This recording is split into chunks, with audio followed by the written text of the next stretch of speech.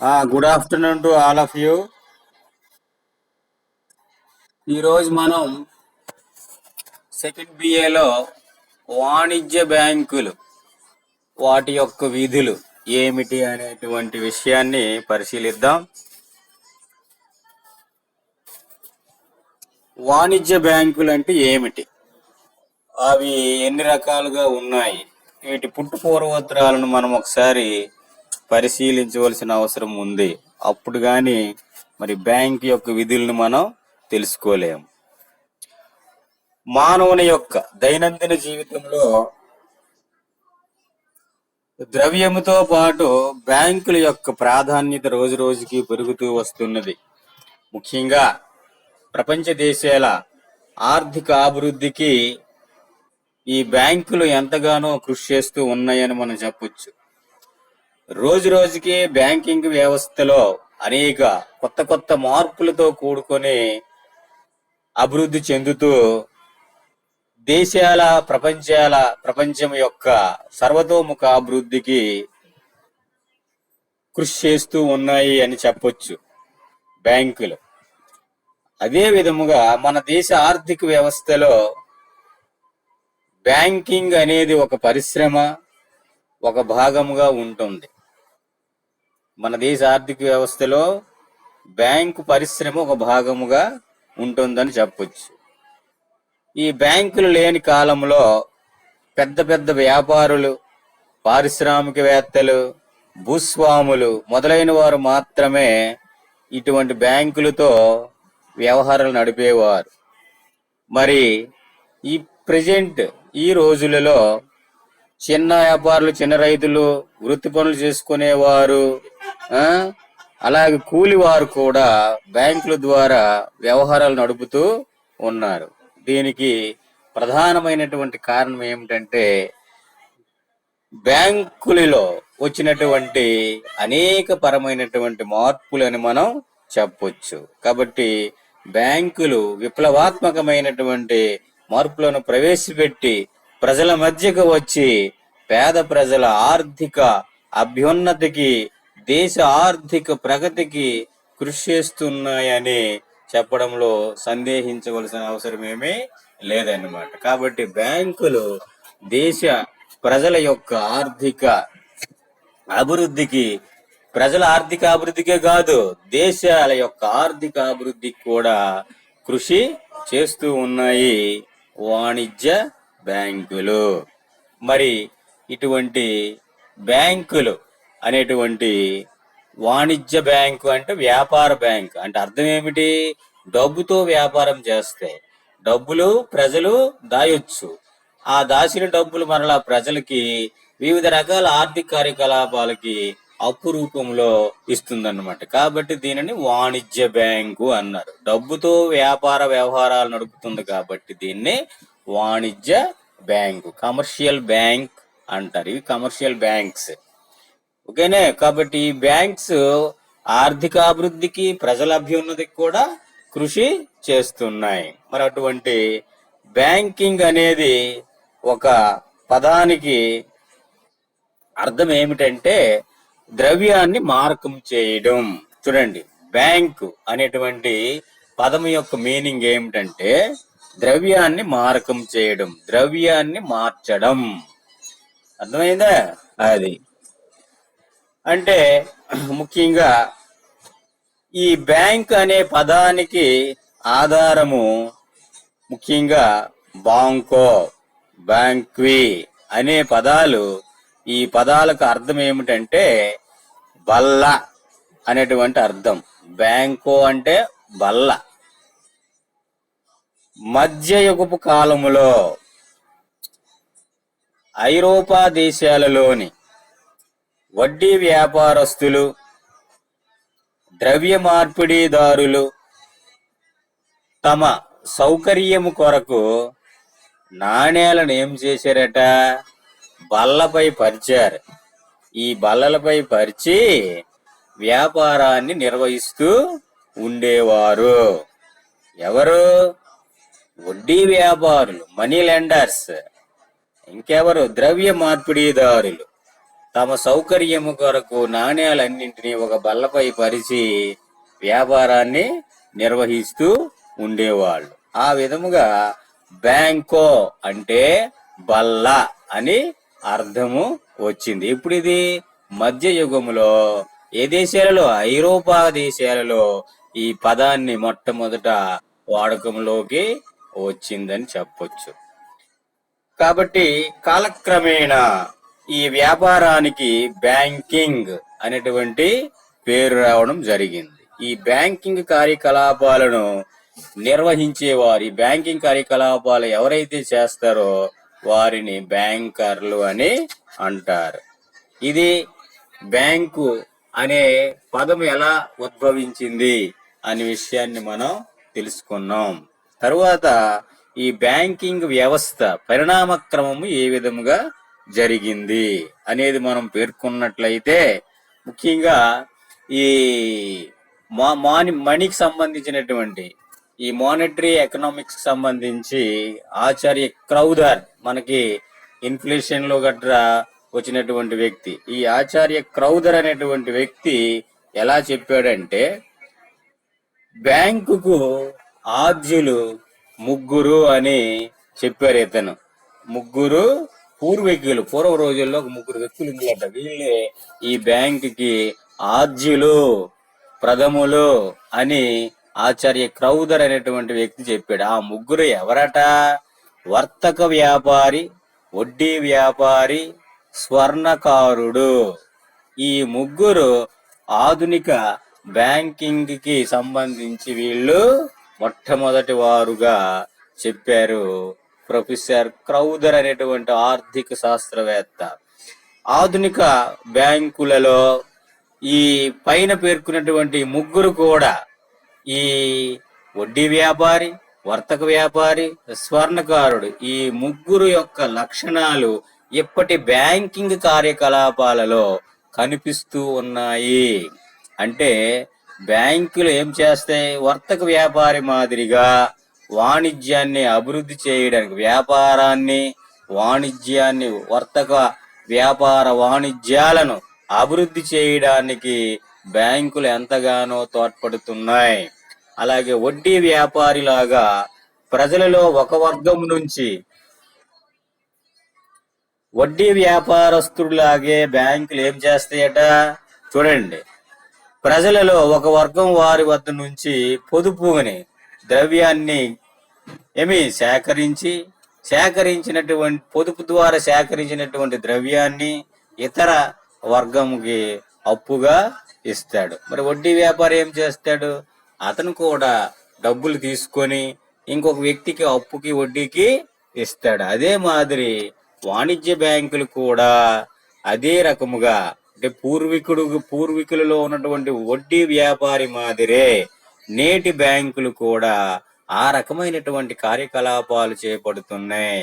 ఏ విధముగా అంటే, మొట్టమొదట ప్రజల దగ్గర నుండి పొదుపుని సేకరిస్తున్నాయి. పొదుపు ఏ రూపంలో? ద్రవ్య రూపంలో సేకరిస్తే, ఆ సేకరించినటువంటి ద్రవ్యాన్ని మరలా ప్రజలకి, వ్యాపారస్తులకి, పారిశ్రామికవేత్తలకి అప్పు రూపంలో ఇస్తుంది. ఇది నేటి బ్యాంకులకి ఆరాధ్యుడు వడ్డీ వ్యాపారి. అదే విధంగా స్వర్ణకారుడు ఎలాగా? ఇతనేం పని ఏమిటి?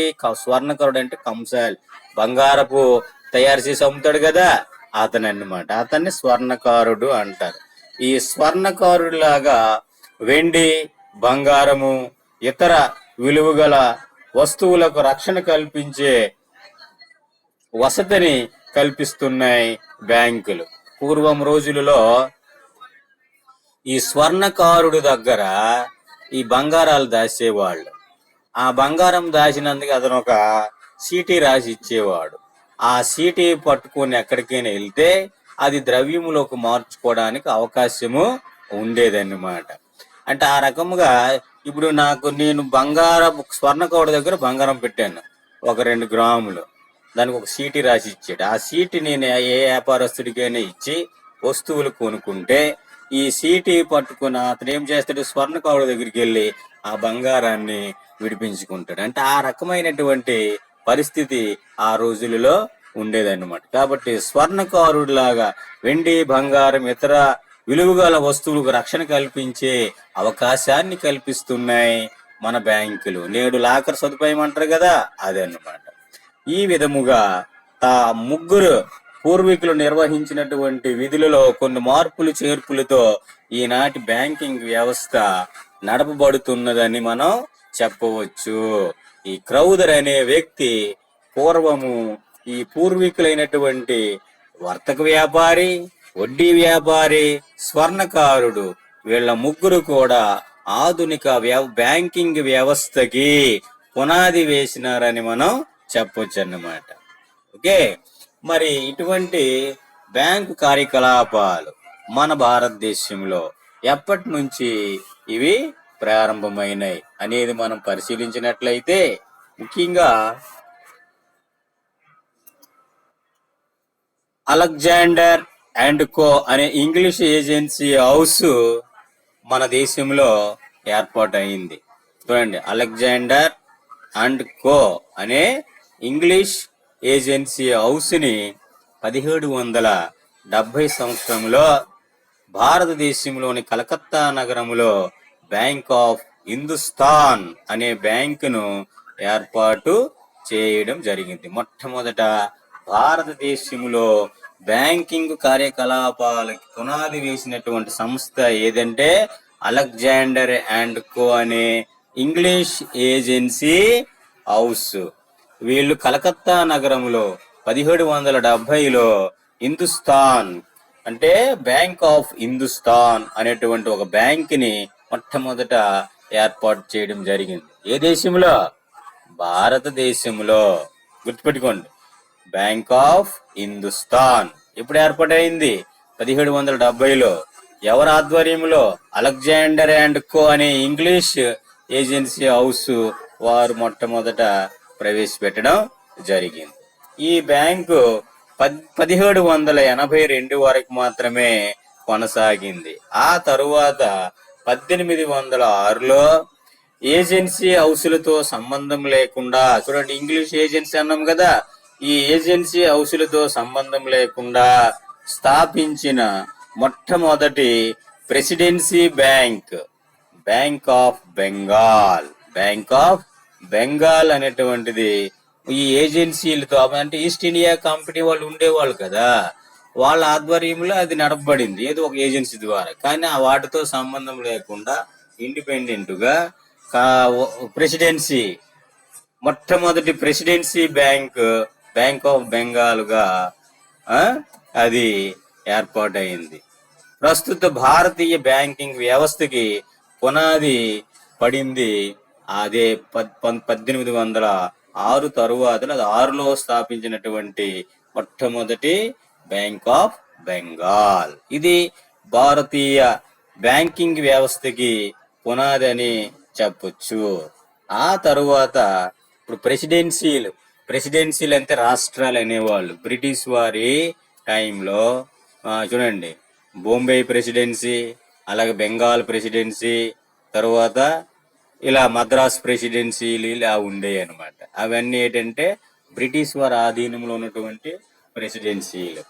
ఓకేనే, అంటే ఆ రకంగా ఈ ఈస్ట్ ఇండియా కంపెనీ పరిపాలనలో ఉండే అనమాట. ఆ తర్వాత బ్రిటిష్ రాణి ఆధీనంలోకి వెళ్ళడం జరిగింది. ఆ తర్వాత భారతదేశాన్ని బ్రిటిష్ ఇండియాలో విలీనం చేయడం జరిగింది అనమాట. ఆ రకంగా మొట్టమొదట భారతదేశంలో బ్యాంకింగ్ వ్యవస్థ అంటే మొట్టమొదటి స్టేట్, ఒక బెంగాల్ స్టేట్ లో ఏర్పాటైనటువంటి బ్యాంక్ ఏదంటే బ్యాంక్ ఆఫ్ బెంగాల్. ఇప్పుడు 1806లో స్థాపించారు. ఆ తరువాత 1840లో, మీరు ఇంట్రెస్ట్ ఉండే వాళ్ళు రాసుకుంటుండండి అమ్మా, 1840లో బ్యాంక్ ఆఫ్ బొంబాయిలో ఈ బ్యాంక్ ఆఫ్ బొంబాయి అనేది 1840లో ఒక బ్యాంక్ ని ఏర్పాటు చేయటం జరిగింది. తరువాత 1843లో బ్యాంక్ ఆఫ్ మద్రాస్ అనే మరో 2 ప్రెసిడెన్సీ బ్యాంకులు ఏర్పడ్డాయి. అంటే కలకత్తాలో ఒకటి, ముంబైలో ఒకటి, మద్రాసులో ఒకటి, మొత్తం 3 ప్రెసిడెన్సీ బ్యాంకులు ఏర్పాటు చేయటం జరిగింది. 1806లో మొట్టమొదటి ప్రెసిడెన్సీ బ్యాంక్ కలకత్తాలో ఏర్పాటు చేశారు. 1840లో రెండవ బ్యాంక్ ఆఫ్ బొంబాయి ప్రెసిడెన్సీలో ఏర్పాటు చేశారు. 1843లో బ్యాంక్ ఆఫ్ మద్రాస్ ప్రెసిడెన్సీలో ఏర్పాటు చేయడం జరిగింది. ఆ విధముగా ఈ మూడు ప్రెసిడెన్సీ బ్యాంకులు ఏర్పాటైనాయి మన భారతదేశంలో. వాటి మూలధనంలో ఎక్కువ భాగాన్ని ఎవరు ఎవరి వాటా ఎక్కువ ఉంది? ఈ ప్రెసిడెన్సీ బ్యాంకుల్లో ఎవరి వాటా ఎక్కువ ఉందంటే యూరోపియన్ వాటాదారులు సమకూర్చినటువంటి మూలధనమే ఎక్కువగా ఉంది. ఇవి తమ తమ ప్రదేశాలకు సంబంధించినంత వరకు కేంద్ర బ్యాంక్ విధులు నిర్వహిస్తూ ఉండేవి. ఇవన్నీ కూడా అయితే అన్ని ఉండేది. వీటి కరెన్సీ నోట్లను జారీ చేసే హక్కు కూడా ఉండేది ఆ రోజులలో. కానీ 1862లో ఈ మూడు ప్రెసిడెన్సీ బ్యాంకుల నుంచి కరెన్సీ నోట్లను జారీ చేసే హక్కుని రద్దు చేయడం జరిగింది. అర్థమైందా? 1806, 1840, 1843లో కలకత్తా, బొంబాయి అలాగే మద్రాసులలో ఏర్పాటైనటువంటి ఈ ప్రెసిడెన్సీ బ్యాంకులని ఆ కరెన్సీ నోట్లను జారీ చేసే హక్కు ఉండేది. 1862లో దానిని హక్కుని రద్దు చేయడం జరిగింది. ఆ తరువాత 1921లో ఈ మూడు అమ్మా అప్పట్లో యూరోపియన్ వారే కదా అక్కడ ఉన్నారు. ఓకే. ఈ 1862లో మూడు ప్రెసిడెన్సీ బ్యాంకుల నుంచి కరెన్సీ నోట్లు జారీ చేసే హక్కుని తొలగించారు. ఆ తరువాత 1921లో మూడు ప్రెసిడెన్సీ బ్యాంకులను ఏకం చేసి ఇంపీరియల్ బ్యాంక్ ఆఫ్ ఇండియాని స్థాపించడం జరిగింది. భారతదేశంలో చూడండి, bank of Calcutta, bank of Mumbai, bank of Madras ఈ మూడు బ్యాంకులని 1862లో ఎప్పుడైతే కరెన్సీ నోట్లను జారీ చేసే హక్కు రద్దు చేశారో 1921లో ఆ మూడింటిని విలీనం చేశారు. ఆ మూడు బ్యాంకులని విలీనం చేశారు.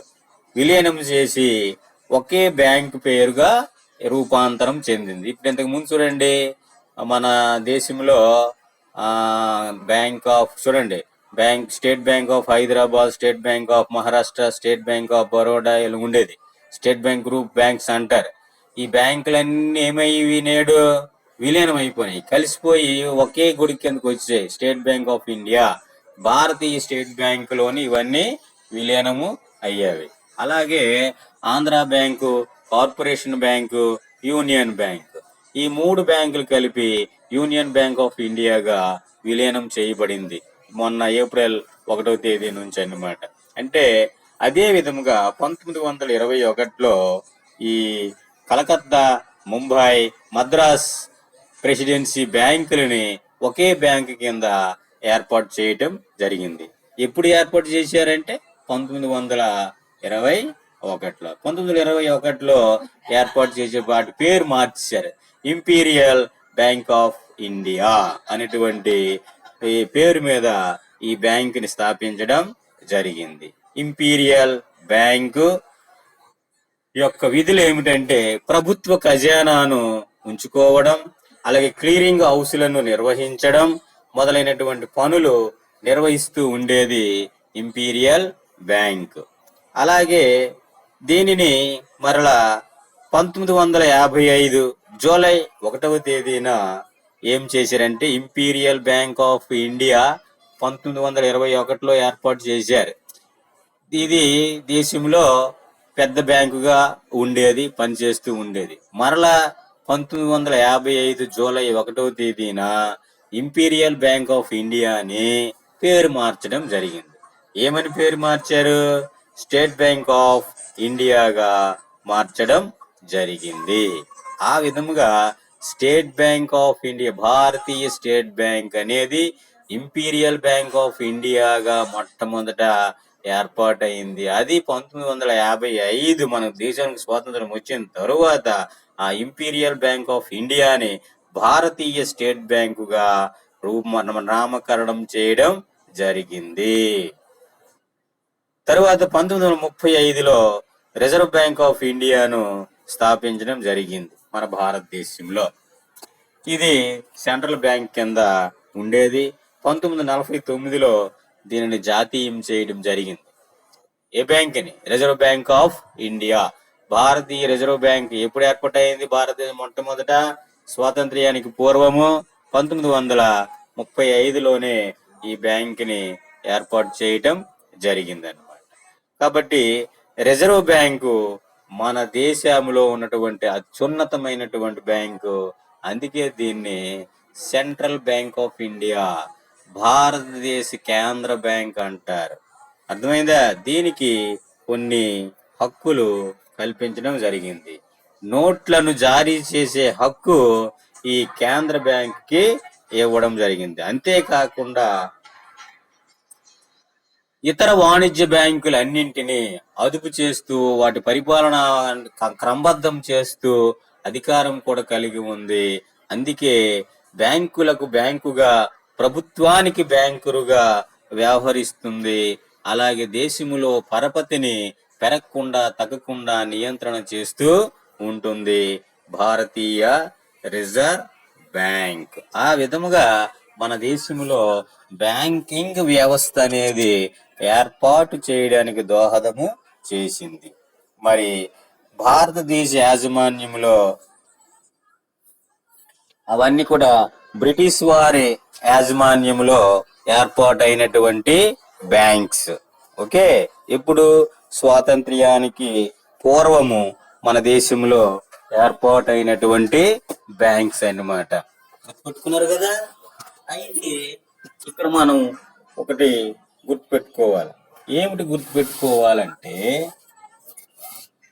మరి భారతీయ యాజమాన్యంలో ఏ బ్యాంకులని ఏర్పాటైనాయా అంటే ఏర్పాటైనాయని మనకు కొన్ని రుజువులు తెలుస్తూ ఉన్నాయి.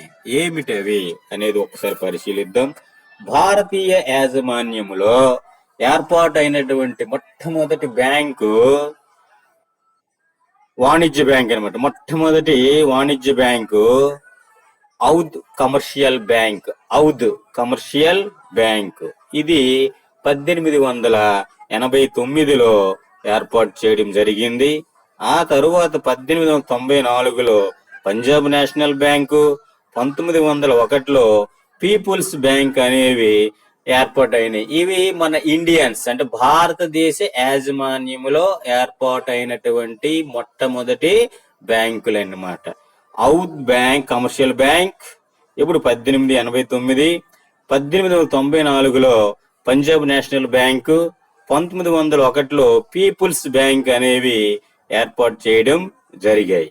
ఆ తరువాత 1905లో స్వదేశీ ఉద్యమం ప్రారంభమైన తరువాత అనేక వాణిజ్య బ్యాంకులు భారతీయ యాజమాన్యంలో ఏర్పాటు చేయడం జరిగిందన్నమాట.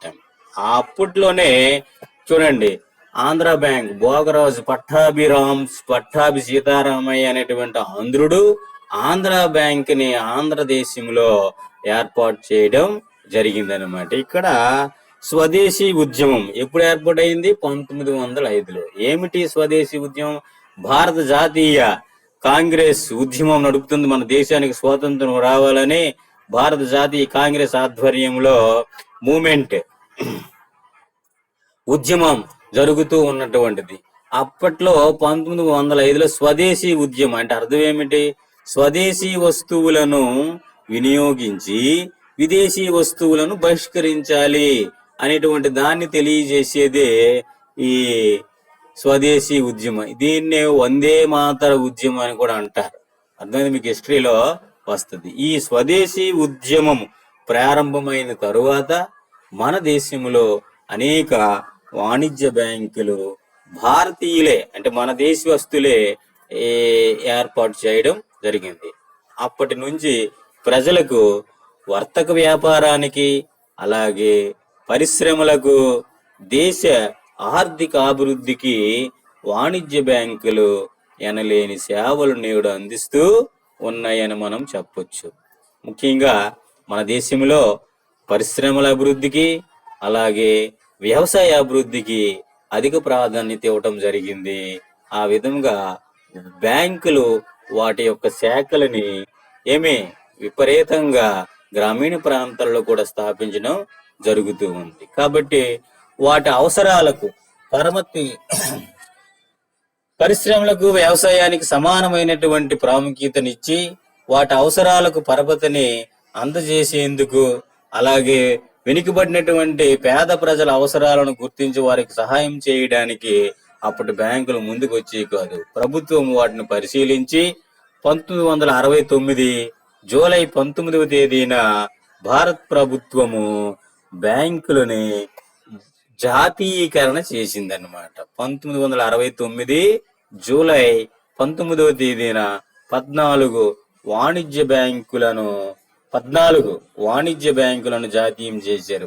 భారత ప్రభుత్వం యొక్క 50 కోట్ల పైన డిపాజిట్లు కలిగినటువంటివి ఇవన్నీ 14 వాణిజ్య బ్యాంకులను జాతీయించారు. ఆ తరువాత 1981లో మరో 6 బ్యాంకులను జాతీయం చేయటం జరిగింది. ఆ విధంగా భారతదేశానికి స్వతంత్రం వచ్చిన తరువాత ఈ ప్రైవేట్ రంగంలో ఉన్నటువంటి వాణిజ్య బ్యాంకులని ప్రభుత్వ ఆధ్వర్యంలోకి తీసుకురావడం. జాతీయీకరణ అంటే అర్థం ఏమిటి? ప్రభుత్వ యాజమాన్యంలో ఉన్నటువంటి ప్రైవేటు వ్యక్తుల యాజమాన్యంలో ఉన్నటువంటి సంస్థలని ప్రభుత్వ యజమాయిషీలోకి మార్చడాన్నే జాతీయీకరణ అంటారు. ఆ విధంగా మన దేశంలో బ్యాంకుల జాతీయీకరణ జరిగింది. ఎందుకు జరిగింది? వ్యవసాయ పారిశ్రామిక విస్తరణ జరగాలి, ఆ రంగాల అభివృద్ధి చెందాలి. వాటితో పాటు పేద ప్రజలు, ముఖ్యంగా చిన్న సన్నకారు రైతులు, అలాగే కుల వృత్తులు చేసుకున్న వాళ్ళు, చేతి వృత్తులు వారు, రకరకాలైనటువంటి పేద ప్రజలు ఉన్నారు. వాళ్ళు ఈ సరైనటువంటి అవసరాలు తీర్చడానికి, వాళ్ళు అభివృద్ధికి కూడా ఈ బ్యాంకులు సహాయ సహకారాలు అందించాలనే ఉద్దేశంతో భారత ప్రభుత్వము ఈ వాణిజ్య బ్యాంకులను జాతీయం చేయటం జరిగింది. ఆ విధంగా భారతదేశంలో బ్యాంకింగ్ వ్యవస్థ ఏర్పాటు అయింది. ఇది బ్యాంకుల యొక్క చరిత్ర మనం ఎంతవరకు చెప్పుకున్నది. అదేనే ఈ బ్యాంకు అనేటువంటి పదము మొట్టమొదటి బల్ల అనే ఐరోపా దేశస్థులు దీనికి మధ్యయుగంలో కనిపెట్టారు. మధ్యయుగంలోన అర్థమైంది. మధ్యయుగంలో మీకు హిస్టరీలో వస్తుంది. భూస్వామి వ్యవస్థ ఉండేదన్నమాట. వడ్డీ వ్యాపారస్తులు, భూస్వాములు, అలాగే రాజులు, మతాధిపతులు, సామాన్య ప్రజానీకమని వర్గాలుగా విభజింపబడి ఉండేది. ఎప్పుడు? మధ్యయుగంలో. గుర్తుపెట్టుకోండి. ఆ మధ్యయుగంలోన మనకి ఈ బ్యాంకింగ్ వ్యవస్థ ఏర్పాటైంది. అప్పటి నుంచి ఇప్పటి వరకు భారతదేశంలో మొట్టమొదట స్థాపించినటువంటి బ్యాంకు బ్యాంక్ ఆఫ్ హిందుస్థాన్, ఆ తర్వాత presidency bank, bank of Bengal, Mumbai, bank of మద్రాసులు ఏర్పాటాయి. వాటిని విలీనం చేసి ప్రెసిడెన్సీ బ్యాంకుగా ఏర్పాటు చేశారు. ఈ ప్రెసిడెన్సీ బ్యాంక్ని ఇంపీరియల్ బ్యాంక్ ఆఫ్ ఇండియాగా ఏర్పాటు చేశారు. ఈ ఇంపీరియల్ బ్యాంక్ ఆఫ్ ఇండియాని స్టేట్ బ్యాంక్ ఆఫ్ ఇండియాగా మార్చడం జరిగింది. ఇప్పుడు అది స్టేట్ బ్యాంక్ ఆఫ్ ఇండియా భారతదేశంలోనే అత్యున్నతమైనటువంటి బ్యాంకుగా విలసిల్లుతున్నది భారతీయ స్టేట్ బ్యాంక్. అలాగే మన దేశంలో ఉన్నటువంటి కేంద్ర బ్యాంక్, అది రిజర్వ్ బ్యాంక్, బ్యాంకులన్నింటినీ క్రమబద్ధం చేస్తుంది కదా. అది మన దేశంలో 1935లో ఏర్పాటు చేయడం జరిగింది. దాన్ని 49లోన జాతీయీకరణ చేశారు. 49లో జాతీయీకరణ చేయడం జరిగింది. తర్వాత ఇవన్నీ కూడా చూడండి, ఇప్పుడు చెప్పినటువంటి కలకత్తా, ముంబై, మద్రాస్ ఈ బ్యాంకులన్నీ ఇంగ్లీష్ వారు అంటే విదేశస్తుల యాజమాన్యం నడుస్తూ ఉండేవి. మరి భారతదేశంలో ఉన్నటువంటి వాళ్ళు ఎవరైనా బ్యాంకులు స్థాపించారంటే స్థాపించారు. ఆ విధంగా మొట్టమొదటి బ్యాంక్ మనం చెప్పుకున్నాం, Oudh commercial bank, Punjab national bank. చూసారా, ఇప్పుడు మన దేశంలో పంజాబ్ నేషనల్ బ్యాంక్ అనేది ఒకటి ఉన్నది. పేరు మీరు చూసి ఉంటారు, పంజాబ్ నేషనల్ బ్యాంక్. అది 1894లోనే ఏర్పాటు చేయడం జరిగింది. అంటే సుమారు చూడండి ఎన్ని సంవత్సరాలు అయిపోయిందో. 1894, 1994కు 100 ఏళ్ళు. మరి 94 నుంచి ఇది 20 చూసుకున్నారా? ఎన్ని సంవత్సరాలు, సుమారు ఒక 120 ఏళ్ళు దాటిపోయింది అనమాట. ఆ రకంగా ఈ 100 years దాటిపోయినటువంటి బ్యాంక్ ఈ పంజాబ్ నేషనల్ బ్యాంక్. ఇది భారతీయుల యాజమాన్యంలో ఏర్పాటైన బ్యాంక్, పీపుల్స్ బ్యాంక్. తర్వాత ఎన్నో బ్యాంకులు మన దేశంలో ఏర్పాటైనాయి. ఇవన్నీ కూడా ప్రైవేట్ రంగంలో ఉండేవి. కాబట్టి ప్రభుత్వము దేశానికి స్వతంత్రం వచ్చిన తర్వాత ఇవి పేద ప్రజలకు సరైన సహకారాలు అందివ్వటం లేదు. వాళ్ళ అభివృద్ధి కూడా జరగాలంటే బ్యాంకులు ఆదుకోవాలి. ఆర్థికంగా వాళ్ళకు అప్పులు ఇచ్చి వాళ్ళని డెవలప్ చేయవలసిన అవసరం ఎంతైనా ఉందనే ఉద్దేశంతో ఈ బ్యాంకుల్ని జాతీయీకరణ చేయటం జరిగింది. సుమారుగా 20 బ్యాంకులని జాతీయం చేశారు. మరి ఇటువంటి బ్యాంక్ అంటే ఏమిటి? సరైనటువంటి నిర్వచనం ఎవరైనా చెప్పారా? బ్యాంక్ అంటే ఏమిటి అనేటువంటి దాన్ని. ఇటువనండి, బ్యాంకులు నిర్వహించినటువంటి, బ్యాంకులు చేస్తున్నటువంటి పనులు విధముగా అంటే వివరించే విధముగా బ్యాంకింగ్ అనే పదాలను నిర్వచించడం చాలా కష్టమైనప్పటికీ doctor Herbert L Hart bank అనే పదాన్ని నిర్వచించడానికి సాహసించారండి. మరి అతను చెప్పినటువంటి విషయం ఏమిటంటే ఒకసారి వినండి. సాధారణ వ్యాపార సరళిలో వ్యక్తులు జమ కట్టే సొమ్మును వారి వారి పేర్ల కరెంటు ఖాతాలో జమ కడుతూ ఆయా వ్యక్తుల మీద జారీ చేసిన చెక్కులను ఆదరిస్తూ చెల్లించే వానినే బ్యాంకరు అంటారు అని హెర్బర్ట్ ఎల్ హార్ట్ అనేటువంటి వ్యక్తి బ్యాంకర్ అంటే అతను ఒక నిర్వచనం చేయడానికి ప్రయత్నించాడు. ఎవరు మాట్లాడుతాను రేటమ్మా చెప్పండి.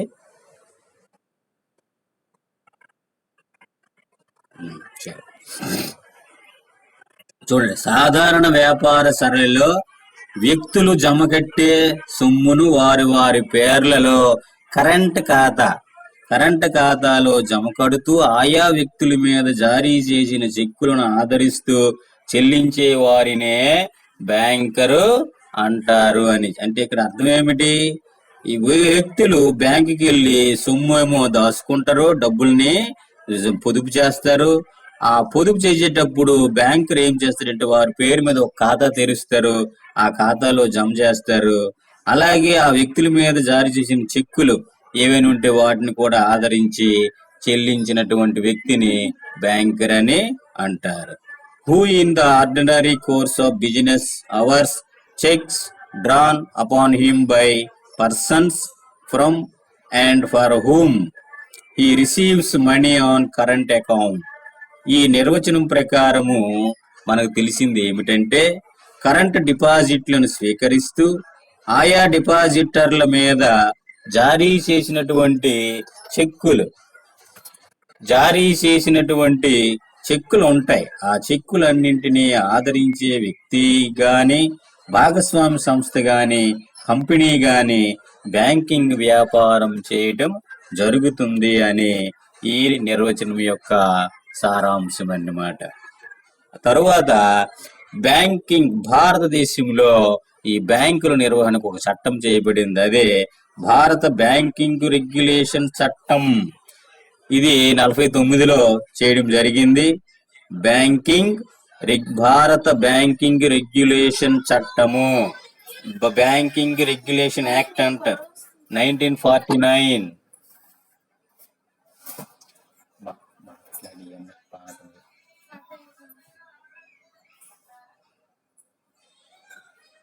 ఇక్కడ వినండి. ఈ బ్యాంకింగ్ రెగ్యులేషన్ యాక్ట్ 1949 ప్రకారము సెక్షన్ 5లో బ్యాంకింగ్ వ్యాపారాన్ని ఈ ఒక నిర్వచనం చెప్పడం జరిగింది. ఎవరు?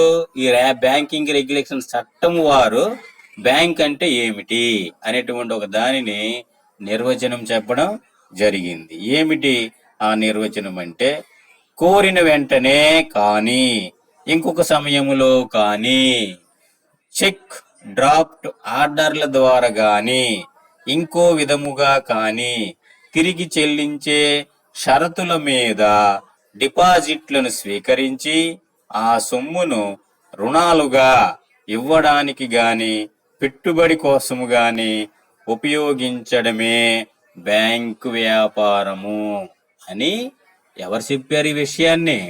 బ్యాంకింగ్ రెగ్యులేషన్ యాక్ట్ ఇప్పుడు 1949 యొక్క చట్టంలో ఉన్నటువంటి అంశం ఇది. ఇది బ్యాంక్ అంటే. అంటే కోరిన వెంటనే కానీ, లేదా ఇంకొక సమయంలో కానీ, డ్రాఫ్ట్ చెక్కులు ఆర్డర్లు ఇంకో విధంగా తిరిగి చెల్లించే షరతుల మీద డిపాజిట్లను స్వీకరించి ఆ సొమ్మును రుణాలు ఇవ్వడానికి గాని, పెట్టుబడి కోసం గాని ఉపయోగించే విధానాన్ని బ్యాంకు అంటారు. బ్యాంకు వ్యాపారం అంటే బ్యాంకులు నిర్వహించే ప్రధానమైనటువంటి పనుల ఆధారముగా ఈ నిర్వచనం అనేది ఏర్పాటయడం జరిగింది. ఏమిటండి అంటే డిపాజిట్లను స్వీకరించడం, డిపాజిట్లు తీసుకోవటం, ఆ తీసుకున్న డిపాజిట్లు మరలా రుణ సదుపాయాన్ని కల్పించే సంస్థలుగా ఉండడం, అలాగే పోస్ట్ ఆఫీస్ సేవింగ్ బ్యాంకుల కార్యకలాపాలను యూనిట్ ట్రస్ట్ ఆఫ్ ఇండియా, జీవిత బీమా సంస్థ, భారత పారిశ్రామిక అభివృద్ధి బ్యాంకు వంటి సంస్థల కార్యకలాపాలను బ్యాంకింగ్ కార్యకలాపాలుగా గాని, ఆ సంస్థలను బ్యాంకులుగా గాని మనము గుర్తించడము లేదు.